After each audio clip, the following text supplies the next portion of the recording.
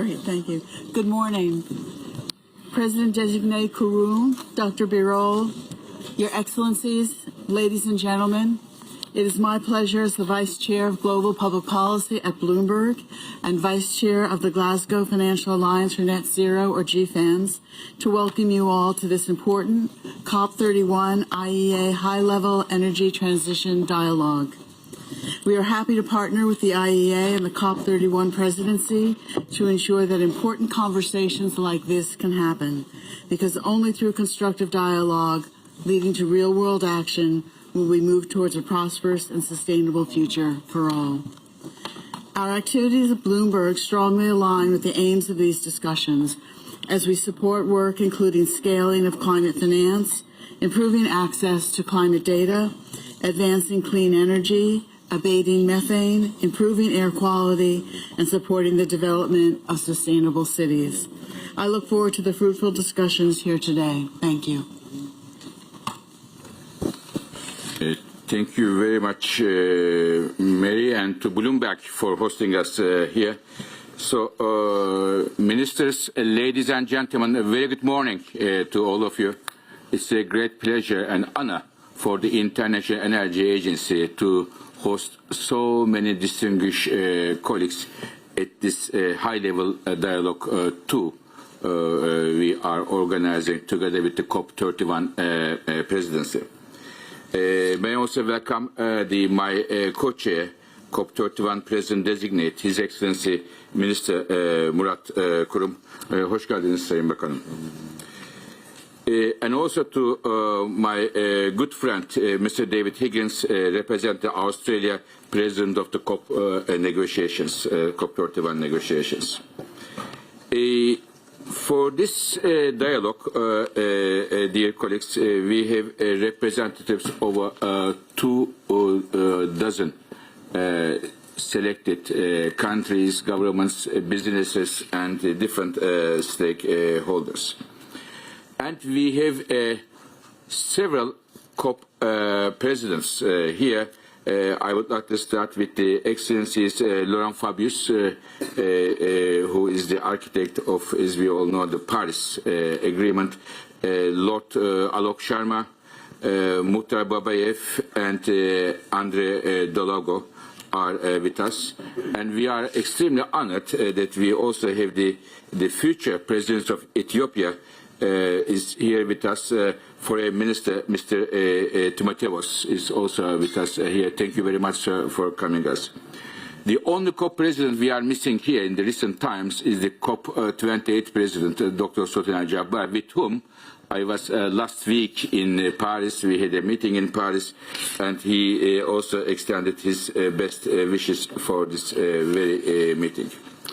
I just wanted to remind you that the first part of this meeting is live streamed around the world. Dear colleagues, at the International Energy Agency, since a few years, we are organizing these high-level dialogues. The main purpose of the high-level dialogue is to bring the governments, different stakeholders together to gain a consensus on key topics so that at the last part of the process, namely this year in Antalya, there is less work to do. And I hope so. And we have been working both with Türkiye and Australia throughout the process. In fact, on 30th of April, we had the first version of this high-level dialogue, and we had at IEA headquarters, and we had a very good meeting.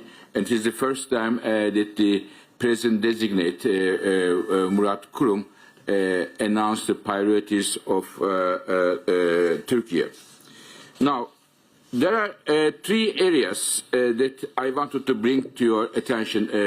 We, as International Energy Agency, suggested to both COP presidents, and we are very happy that they both it seems like this, going to see the light of the day throughout the process. It will be with us. The first point, and the key topic for us, for the IEA, is the electrification. So 2.5 years ago, dear colleagues, International Energy Agency, we said, we are entering the age of electricity.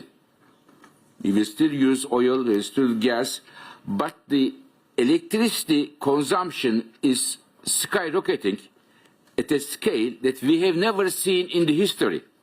Very strong growth.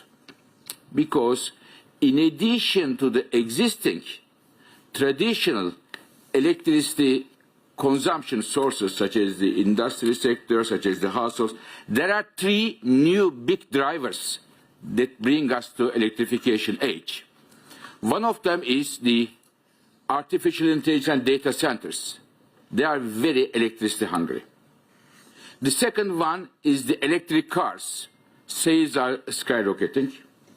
And third, in fact, in terms of the amount, the biggest driver by far in the world is the exponential sales of air conditioning.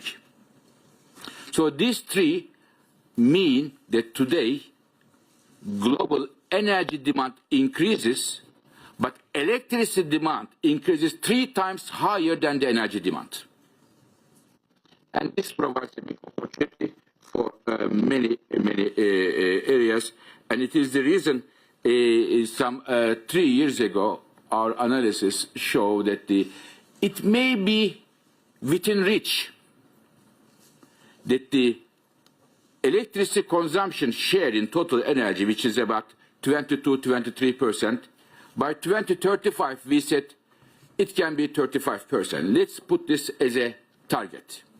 And I am very happy that both Turkey and Australia agreed this as a flagship priority for this. And I had several discussions with Mr. Minister, and I am very thankful to you, Mr. Minister, that you agreed on this.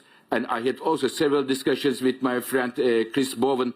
Chris Bowen is also a big supporter of this from Australia. Now, of course, electrification, there are some few challenges. One, electrification for a European country may be a bit easier than a country in Africa.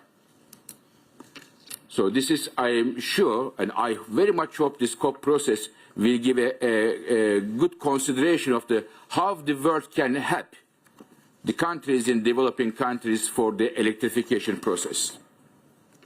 The second point I want to mention is, as Mr. Secretary General a few minutes ago in his very powerful speech highlighted, renewables have the lion's share of the electricity generation today, about 75%. But there will be other low emission sources, such as, in my view, nuclear power and others, which can also add to the electrification efforts.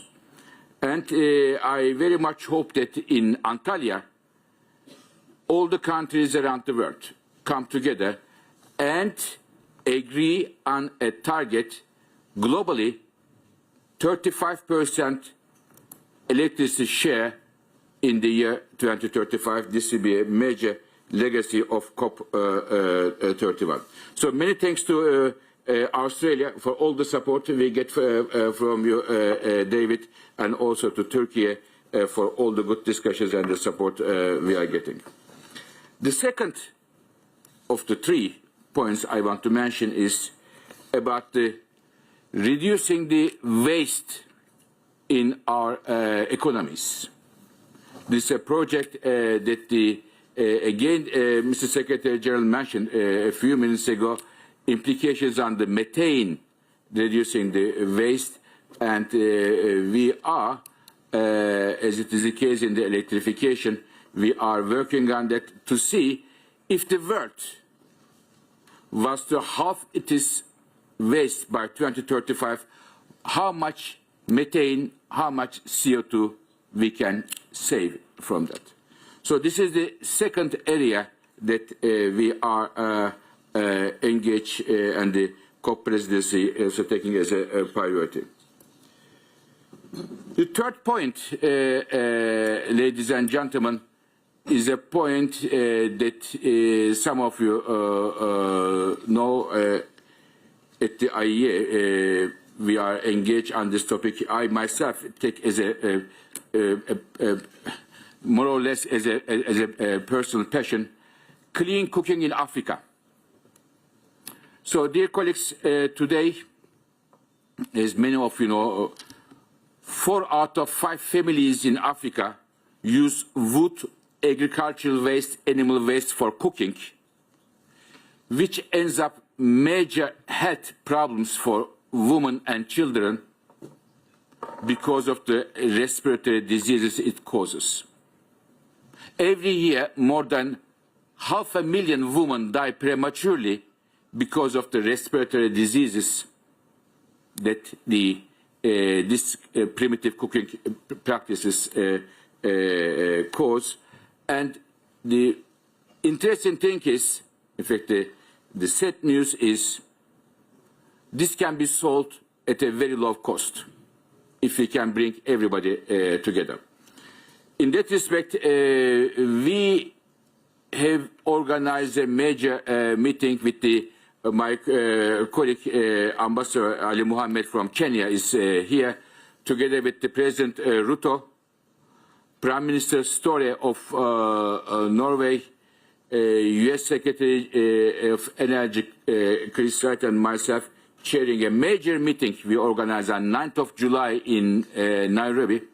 However, given some of the concerns as a result of the Ebola issue, we have postponed this, but we will do it in a virtual way on 9th of July. I am thankful to President Ruto for his presence, as well as to Prime Minister Støre and Chris Wright. But we will have an in-person meeting in New York during the UN General Assembly. But I can share you, to compensate this sad news, with a good news. We have been talking with many governments, many industries, to raise commitment to help the African countries in their fight to get clean cooking. And as of today, I just talked with my colleague this morning, we raised over $900 million over $900 million to be used to bring clean cooking in Africa, and I'm sure this commitment will increase through our UN General Assembly meeting with these leaders. And in all these 3 areas, electrification, waste, zero waste, and also clean cooking, the COP Presidency's asked the IEA to joint work and preparing reports. I am thankful for that, especially that the President Kurum being with us here, and the very fact that Türkiye assigned International Energy Agency as a strategic partner throughout this process. With this, dear colleagues, I would like to invite the COP31 President-Designate Minister Murat Kurum to take the floor and to share with us the priorities for COP31. Teşekkürler Sayın Bakanım.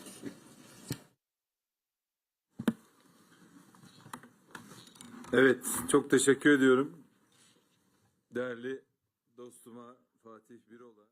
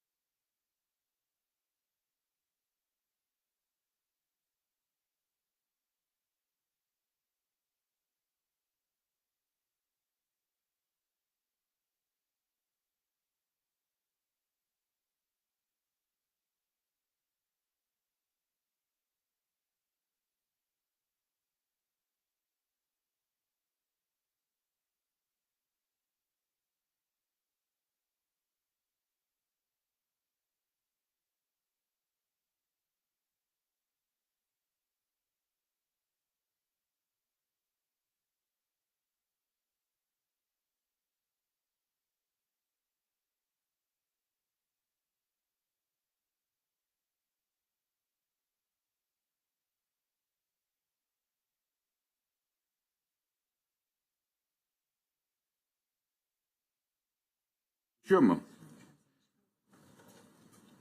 Just checking with the translator. 10. Kaç? Kanal kaç? Bir mi? One.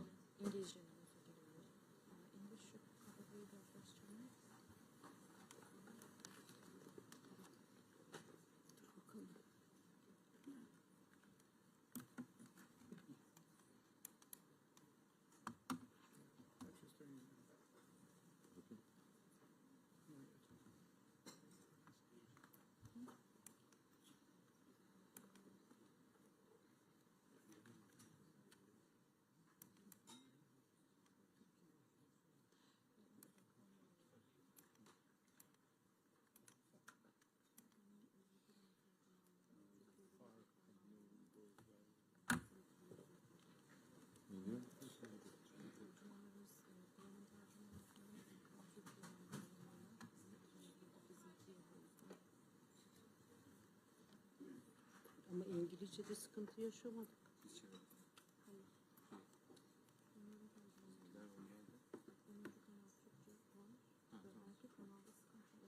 Kanalda var herhalde çünkü İngilizce'de yok, Türkçe var. Türkçe olan kanalda yok.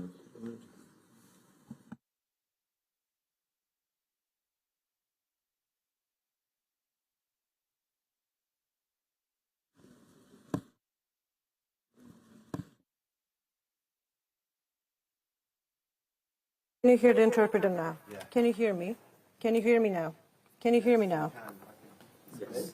Can everyone hear the interpreter? This is Minister's interpreter. Can you hear me now? Evet. Okay. Galiba geliyor. Now you can hear, I Tamam. think. Okay. O zaman baştan başlıyorum. So I am then beginning again.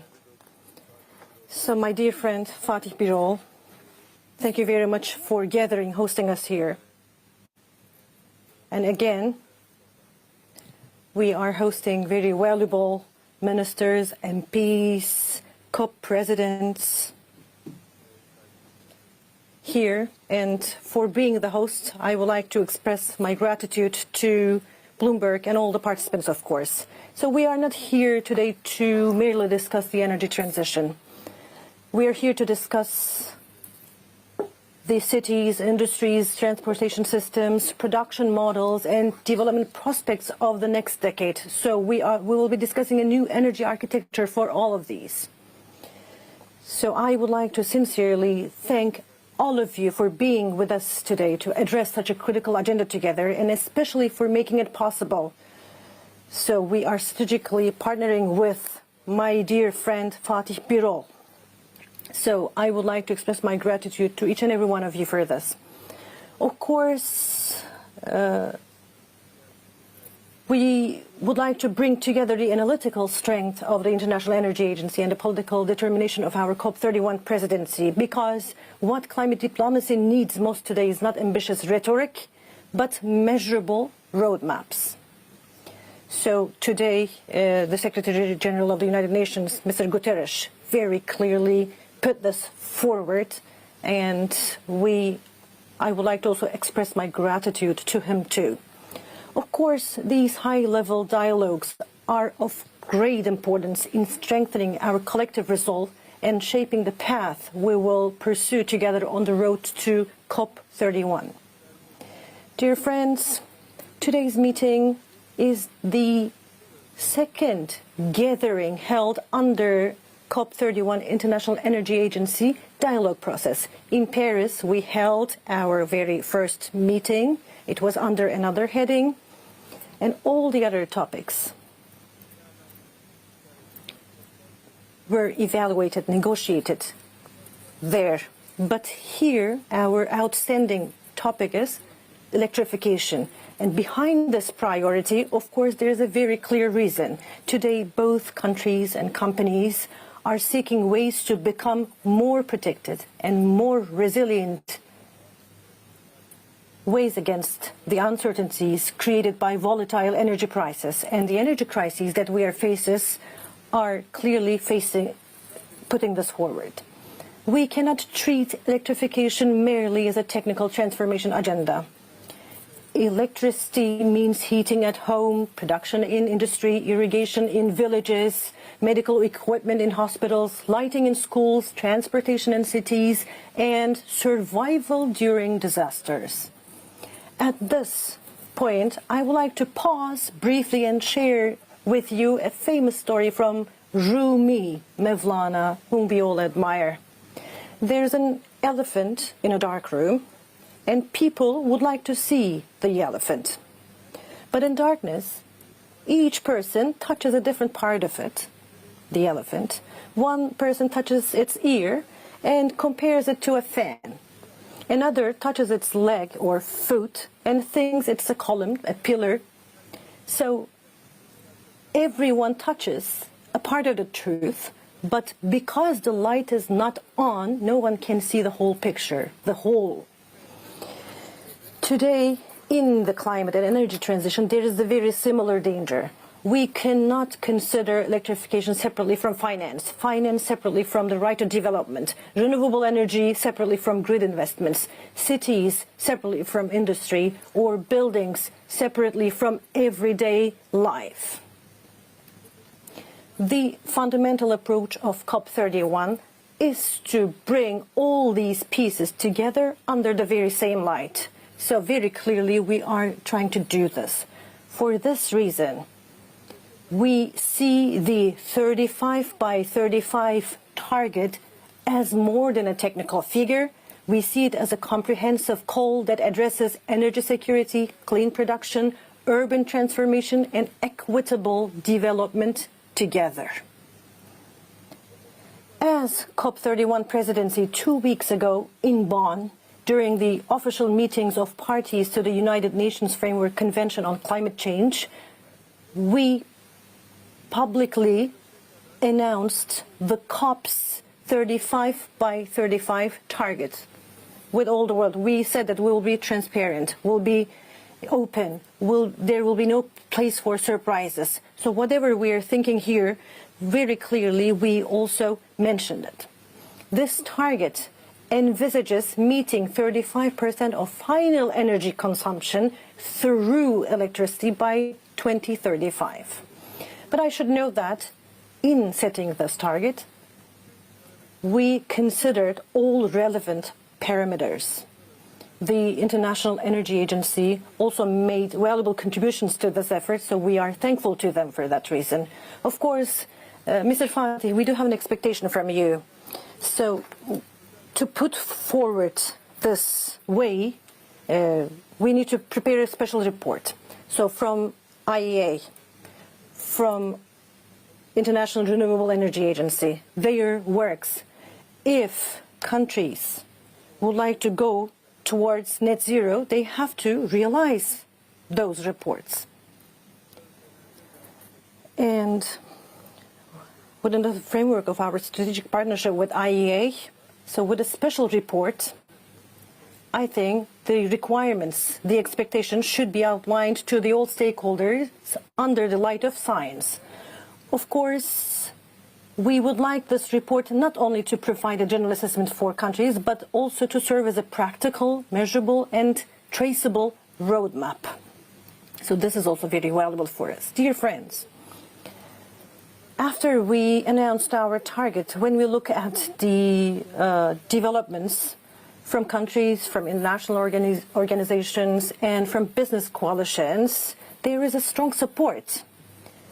Recent surveys also demonstrate that the business community is moving in this direction, and more than 90% of surveyed companies expect to transform their operations substantially around electrification by 2035.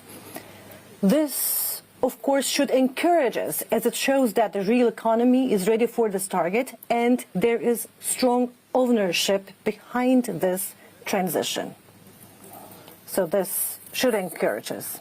However, this is also important. If this ownership is to translate into a long-lasting success, we must not allow electrification to become a race reserved for countries with access to technology.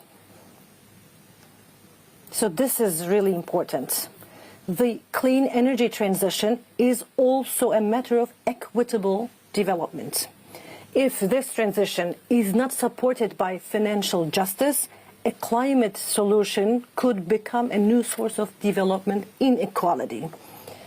As COP31 presidency, this is our core concern. This transition must be both ambitious and fair. As we consider achieving 35 by 35 target, we need to keep two fundamental realities in mind. The very first one is we must meet growing electricity demand by rapidly expanding clean and renewable energy supply. So we need to do it very quickly. Second, we must ensure that developing countries can access the financing needed to make investments that expand access to energy. Because for them, finance and technology are sine qua non if we're talking about a fair transition. Because the transition to clean energy cannot undermine the right to energy access. Unless developing countries are guaranteed access to technology, grid investments, renewable energy capacity, and affordable finance, our shared objectives cannot become a genuine global success. For the COP31 presidency, the issue is very clear. So there were many commitments in the past, and those promises should be kept. It is an indispensable condition for achieving our common goals. In every meeting, I am making this call. So the promises made, I call upon the countries to fulfill their promises. So, promises. We want COP31 to be a summit where promises are implemented, not repeated. So this is why we call it implementation COP, why we call it results. This is why we call it time for action. Dear colleagues, we do have two additional major targets. The first is to reduce energy consumption intensity in buildings by 25% by 2035. And the second one is to halve the growth in waste generation by 2035. Of course, we view cities, buildings, production, consumption, and everyday life as interconnected elements of the same transformation chain. And as Türkiye, under the leadership of His Excellency Mr. President Recep Tayyip Erdogan, from urban development to disaster management, from renewable energy to zero waste, from industrial transformation to resilient infrastructure, we aim to bring the experience we have gained in many fields into the collective wisdom of COP31. And here, together with our Australian friends and with our strategic partners like IEA, UNDP, Bloomberg, and Business World, TOBB, Türkiye Union of Commodity Exchanges and Chambers. So we are encompassing all the business world here in this event. So very transparently, very openly, and very fairly, we need to reflect our perspective. This is how we execute the process. Let me once again thank all of you, IEA, Fatih, Birol. Thank you very much. I look forward to hearing your views and assessments regarding the priorities and targets of COP31, and we will be more than happy to welcome all of you in Antalya this November. And once again, thank you very much. Distinguished friends, we're living through the biggest energy shock in history. It has driven up prices and slowed economic growth, all as climate impacts grow more frequent, costly and severe. We've had oil crises before, but now we have more ways to respond. Our long-term policy responses are not limited to finding more fuel. Real, lasting progress can be achieved with measures to use our energy more efficiently and expand renewable energy generation to diversify supply. Electrifying heating and cooking cuts dependence on imported fuels while slashing household bills. For industry, electrifying low and medium temperature heat protects against price spikes and supply shocks. It paves the way for new industries, green iron, steel and alumina, to support economic development. In transport, it goes beyond fuel efficiency. Today, 1 in every 4 new cars globally sold is electric. When consumers can use energy in the most efficient way, it improves energy security, access and affordability. And as we say in Australia, electrification can mean a fair go at energy access across countries. A heat pump and clean electric stove for families, solar panels and batteries to power schools, homes and hospitals, improved health outcomes and downward pressure on energy prices, real, tangible outcomes for communities. Electrifying our economies is one of the most practical, affordable ways to strengthen energy security, expand access to power and cut emissions all at once. Friends, the clear course is set at previous COPs. It gave certainty to the private sector to plan and invest. It helped catalyse trillions of dollars towards global energy transitions. And as a result, global clean energy investment is now almost double investment in fossil fuels. Renewable energy is the cheapest form of energy the world has ever known, with a zero marginal cost of generation. In Australia, we have so much solar energy that now households will be able to access 3 hours of free power in the middle of the day. And backing it up with over 440,000 household batteries installed in the last 12 months. There's been a 20-fold leap in global battery installations in the last 5 years. And since Paris, the renewable share of global energy has more than tripled. At COP28, we agreed to triple renewable energy in generation capacity and double the energy efficiency worldwide through the first global stocktake. We had the opportunity to set a clear course again. In this regard, a clear priority for COP31 has emerged to electrify the global economy backed by modern grids and energy storage, whether it be by electrifying industry in an industrial powerhouse like Germany, clean electrical stoves in African communities, or enabling solar to replace diesel in the Pacific. Our hosts, the IEA and IRENA, all say electricity needs to make up 35% of energy needs and use by 2035 and stay on track for 1.5 degrees. We're on track for just 26% by 2035. COP31 is a clear window to change this trajectory. In the short term, there are necessary efforts and cooperation to ensure fuel supply. However, the enduring answer is electrified economies enabled by modern grids and storage, powered locally by clean energy. Supporting investment in vital enablers, grids, storage and reliable supply of electricity, and removing barriers to finance, especially for developing economies. If we succeed, electrification can underpin a more stable, secure and prosperous global economy. The economic case has never been clearer. The need for action has never been more urgent. I look forward to working with you all this year to turn this ambition into action. Thank you. Thank you very much to Australia as well. So, I don't know, colleagues who know Chris Bowen, you may know that he's very dynamic. So he came up with that. I introduced him. So this is he's a wonderful supporter of this process and electrification. And David, in the absence of Chris, may I thank you very much for all the support we got from the Australian government for our work. So, dear colleagues, we will now go 7-8 governments, the ministers, to share their perspectives, and each minister about 3 minutes we give them, and afterwards we will go to hear the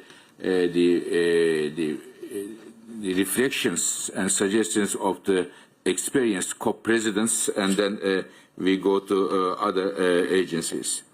May I now start with Türkiye again. This is the energy minister this time, Mr. Alparslan Bayraktar, followed by the Minister of Foreign Affairs of Ethiopia, COP32 President.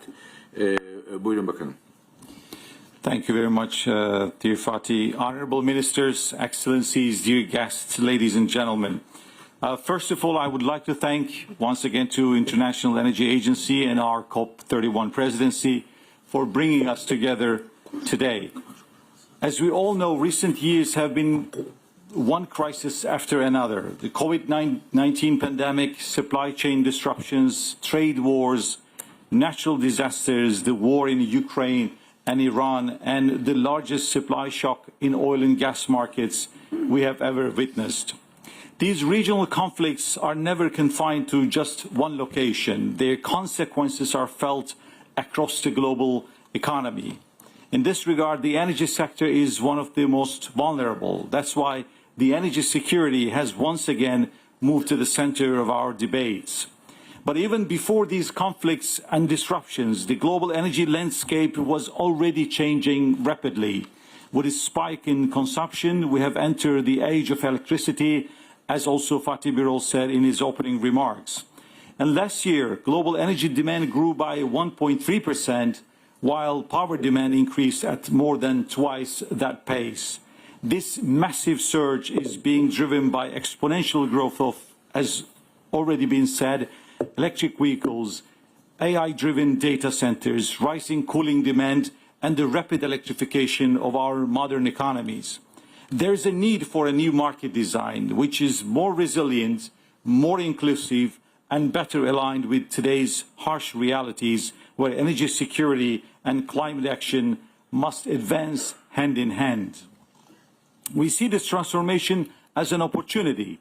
Building on this, we've established a clear vision for 2035. Just 2 weeks ago, our COP31 Presidency, they announced an important milestone, a target to increase the share of electricity in global final energy consumption to 35% by the year 2035. This is a very ambitious goal and reflects a simple reality. The future energy system will be increasingly electrified, digitalized, and decentralized. In Türkiye, our renewable energy journey already provides a strong foundation. Today, renewable resources account for nearly 2/3 of our installed power capacity, with plans to triple renewable energy capacity by the year 2035. To support this massive influx of renewable power, we are also modernizing our national grid through a breakthrough 40 gigawatt HVDC lines and transmission corridor, which will need around $30 billion of investment. These new conditions require smarter grids, more digitalized systems, and greater storage capacity, stronger transmission and distribution networks, and of course, significantly higher investment in flexibility and resilience. This new architecture, based on the new realities of the world, forces us to consider the entire value chain. Therefore, we position ourselves as a regional manufacturing hub for clean energy technologies, including solar panels, wind turbine components, advanced batteries, and smart electrical equipment. Of course, we cannot talk about these technologies without talking about critical minerals. Securing access to these minerals is essential, but possessing the resources is not enough. You must also have the necessary processing and refining capacity. Turkey can play a critical role in this regard as well. We are actively engaging with technology-driven countries, leading firms to overcome these challenges. But the most secure and clean energy is ultimately the energy is not consumed. By 2030, we plan to mobilize $20 billion investment on energy efficiency. Our message as we look toward COP31 in Antalya is very clear. Energy transition and energy security must advance together. A resilient future depends on cleaner, more diversified, highly connected and secure energy systems. Turkey stands ready to lead, to cooperate, and to invest in our shared future. Thank you. Thank you very much, Mr. Minister. Can I now go to the COP32 President-Designate and Minister for Foreign Affairs, Mr. Timotoulos. Thank you very much, Mr. Minister. Over to you, followed by Dan Jorgensen from European Commission. Thank you very much. Dear friends, dear colleagues, excellencies, ministers, I want to start by thanking the IEA and the COP31 Presidency for convening us this morning. We welcome the COP31 Presidency's action agenda, particularly its effort to set a clear and quantified target which could mark an important evolution in the use of action agendas to support implementation. The proposed target of increasing electrification to 35% by 2035 provides a concrete near-term priority. It can help close the implementation gap in energy systems by focusing on delivery rather than creating new commitments. This requires accelerated action on electrification, deployment of renewable power, grid modernization, transmission and distribution infrastructure, energy efficiency, and clean cooking solutions. However, in many developing countries, the implementation gap remains closely linked to financial constraints. High borrowing costs continue to limit investment in renewable energy and power infrastructure. This challenge is particularly acute in fragile and high-risk markets, where the typical cost of capital for utility-scale renewables can exceed 20%, largely due to perceived political, currency, regulatory, and sovereign risks rather than the underlying viability of projects. Addressing these barriers also requires the consideration of policy and regulatory frameworks, including through our COP process, from facilitating credible long-term power sector planning and power purchase agreements to policies managing currency, sovereign and political risk, including local currency financing, foreign exchange risk mitigation, guarantees, political risk insurance, and stronger support for policy and regulatory frameworks. Before I conclude, I would also say a few words about the role that COP31 could play in catalyzing progress in electrification. COP31 can catalyze a transformative shift in electrification by positioning it as a pillar of implementation and a key pathway towards achieving GST1 commitments.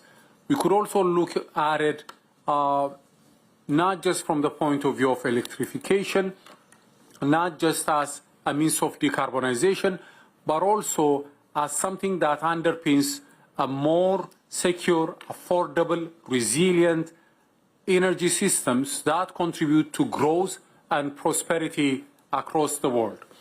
COP31 has shifted the action agenda. Focusing on the action agenda should deliver action by setting practical targets, emphasizing energy access, renewable energy generation, grid expansion, transmission, infrastructure, and energy storage.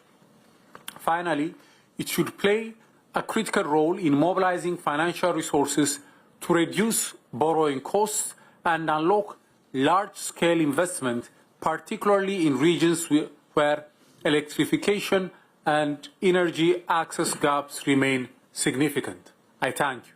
Thank you very much, Mr. Minister.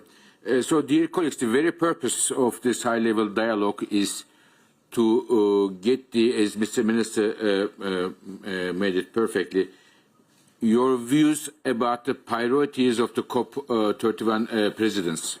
So you agree, disagree, any new suggestions, any compliments, any new proposals. So this is a very good opportunity since we have all the colleagues involved here. Now, I would like to go to Dan Jorgensen, who is the Commissioner for Energy and Housing of European Commission, followed by the Minister of Environment of Colombia. Dan. Thank you, Fatih. And dear friends, let me begin by thanking the COP31 co-presidencies as well as IEA for bringing us together. The timing could not be more important. 4 months ago, the Strait of Hormuz closed. And every day since, we've been counting the costs. In the EU, we've spent tens of billions of euros extra on fossil fuel imports without receiving a single additional unit of energy. The Gulf crisis has had a variety of impacts across the world, but it has led us all to the same conclusion. The cheapest energy is the energy that we do not import. The most secure energy is the energy that we produce ourselves. And the best way to deliver this energy is through electrification.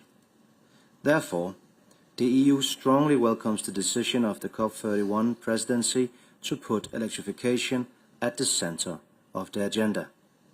We welcome the proposal to increase the share of final energy demand met by electricity from just over 20% today to 35% by 2035. We also welcome the Presidency's Resilient Cities initiative and its focus on reducing energy intensity in the building sector. We need better insulated buildings and more efficient cooling. We need more heat pumps and smart controls. These are solutions that can reduce costs for citizens while also saving energy and cutting emissions. But to enable these electrification solutions in our buildings and across our economies, we need to invest in the right infrastructure. To deliver this infrastructure in the EU, we are advancing our grids package and preparing an electrification action plan. But we also want to deliver on a global scale. This is why later today we will launch Electrify Now, a new platform for global coordination on electrification. We launched this platform with the United Kingdom, Turkey, Australia and Ethiopia. We have the IEA and IRENA on board, along with a growing coalition of governments, industry and financial institutions. Through this platform, we will share best practices and mobilize more investments from both public and private sources. I urge you all to take part so that together we can raise our ambitions, multiply our actions, and deliver the full benefits of electrification for all of our people. Thank you. Thank you very much, Mr. Commissioner. Mr. Minister, as you see, the support for the electrification is growing from country to country. I think this is very good news for both Turkey and Australia. I would say this is good to hear that. May I now go to Colombia, Minister of Environment, Mrs. Irene Vélez Torres, followed by Norway, please. Madam Thank Minister. you very much for this invitation. I would like to think about it not as the Christmas climate wish list, but as something that is really going to affect the agenda and the debates that are coming in Turkey in November. Accelerating green energy sources and expanding the grid is urgent, but is not a sufficient solution. Energy additionality needs to be challenged, and the phase-out of fossil fuels needs to be addressed. The transition away from fossil fuels is more than an energy agenda. It is at the same time an agenda for economic transformation and for national energy security. Therefore, breaking fossil fuel lock-ins, particularly for countries in the global south, requires reshaping the economic structures, incentives and governance, just what Dr. Kurum called the financial justice that is needed. Transitioning away from fossil fuels need also a deeper, broader and more ambitious multilateralism. Climate ambition cannot succeed in isolation. Achieving a transition away from fossil fuels demands action both within but also beyond the UNFCCC. As long as transition needs to participatory and territorially grounded decisions, we need multilateralism beyond national states. So we need parliamentarians on board. We need indigenous peoples, Afro-descendants, peasant communities embracing the transformation at the local scale. We need subnational governments that could rise up and break the silence in most countries that today are denying climate change. And we need science to be at the heart of policymaking. We are here talking about a new climate democracy that is both bottom-up and participatory in more horizontal ways. Let's rise to this challenge collectively, and let's make climate justice as equal and as important as social justice. Thank you. Thank you very much, Madam Minister.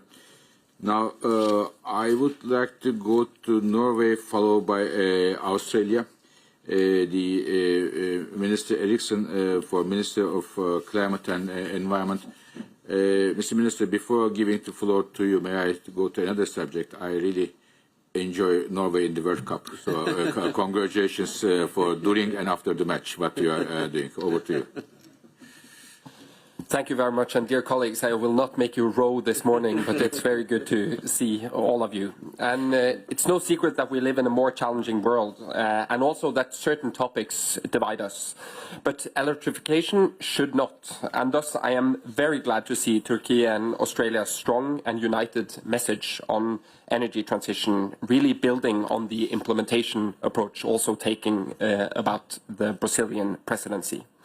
And this message is more timely than ever. And why? Well, because it's not today about finding the solutions that we need, but it's all about deploying them to reduce emissions, to strengthen energy security, and to build jobs and value creation everywhere. In 2016, I was a county councillor, and we were going to try to do something about city buses. And I asked the county administration if we could go zero emission, and they said it was impossible. The technology didn't exist. Today, we have a general national requirement in Norway that city buses should be zero emission. And renewables already produce the cheapest kilowatt hour of electricity. So it's just about ensuring the financial access and the market and regulatory conditions to ensure that they can be deployed everywhere. Even in the hard-to-abate sectors, we now see real-world projects on CCS in industry and on hydrogen in shipping, showing that we can scale up in every sector. If we're going to achieve this, infrastructure will be critical. In the not-so-distant past, I worked as an energy regulator on grid infrastructure, and one of the key issues that we are seeing in Norway today is the long lead times and how demand often precedes the infrastructure that we need. When access is there, the marginal cost of grids are low, but when the access is limited, the marginal cost is extremely high, even leading someone that we need in the energy system to be pushed out. Thus, we have to ensure that government take their special responsibility, having a forward-looking approach so that we get the infrastructure that we all need in place. Finally, I want to thank the UN General Secretary for also putting focus on methane as a key short-term climate driver.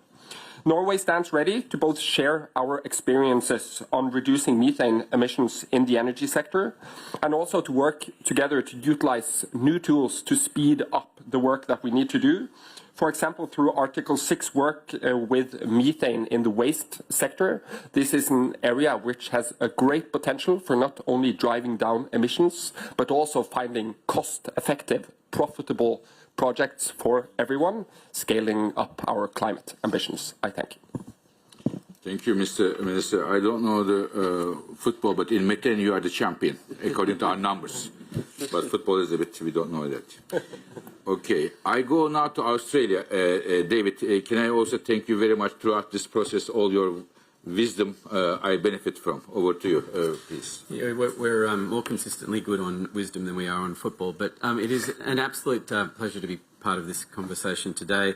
My thanks to you, Fatih, and the IEA team, and of course to Mary and Bloomberg for their contribution as well.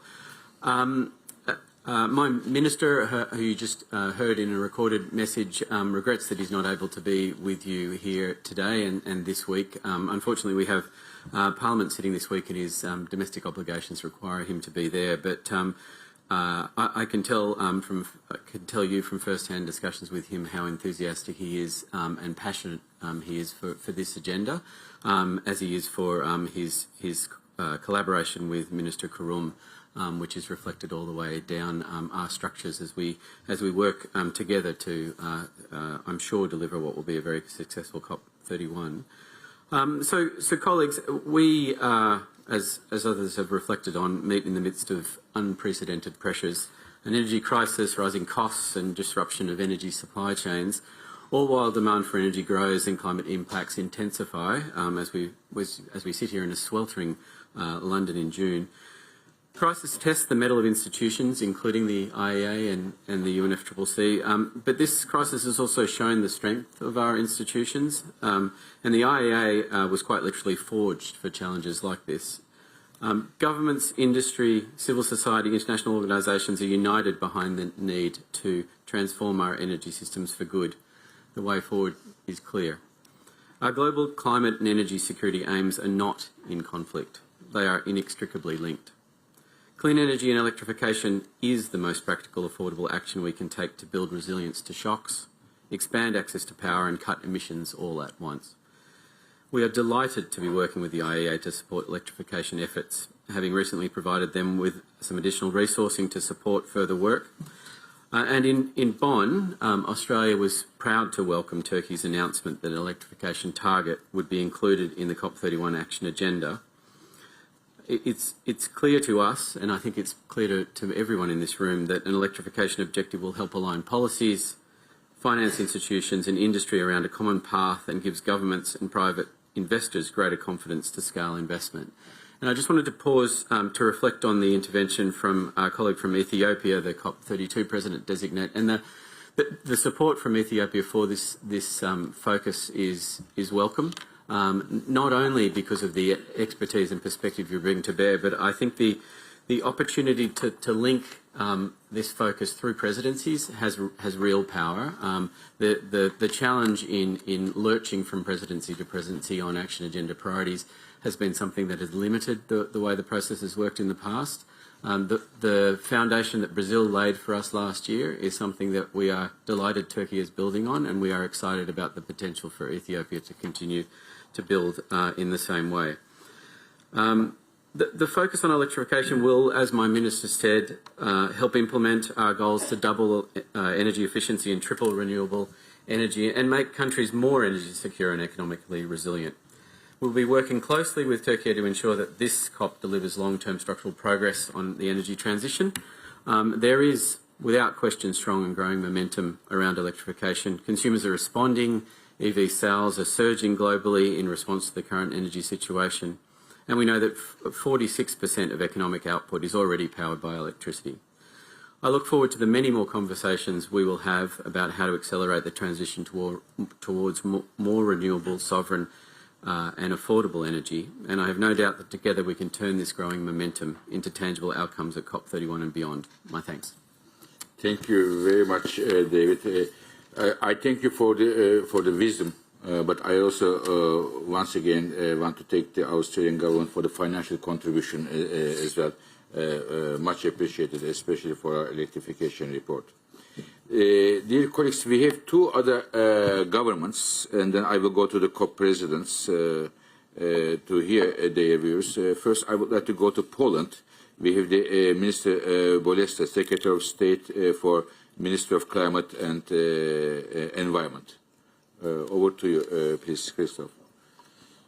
Thank you very much. And I must start with the World Cup as well, because my team is not there, so I'm absolutely free to enjoy it for the first time. Ladies and gentlemen, as regards as energy security is concerned, there's one start.